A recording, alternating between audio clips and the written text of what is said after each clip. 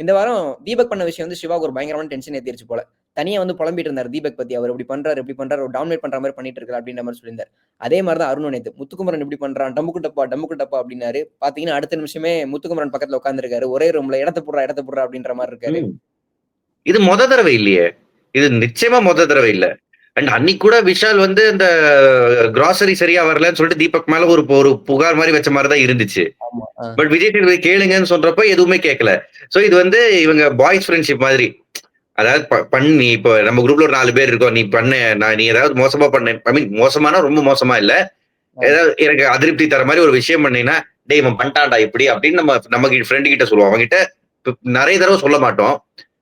அந்த மாரி தான் அவங்க பண்றாங்க. ஏன்னா இந்த 100 நாள் முடிஞ்சதுக்கு அப்புறம் நீ யாரோ, நான் யாரோன்னு போயிருவாங்க. இந்த நேரத்துல எதுக்கு இத போய் சொல்லி இது ஒரு விஷயமா உருவாக்கணும்னு நெனச்சுக்கிட்டு இருக்காங்களோ என்னமோ. எப்பயாச்சும் ஒரு இன்ட்ரஸ்டிங்கான ஃபேக்டர் வரட்டுமே ப்ரோ. அததானே எதிர்பார்த்துட்டு நிச்சயமா. இருக்கோம் எல்லாருமே. வரும். எவ்வளவு நாள் தான் உள்ள அடக்கி வச்சிருப்பாங்க. இவங்களோட வன்மத்தெல்லாம்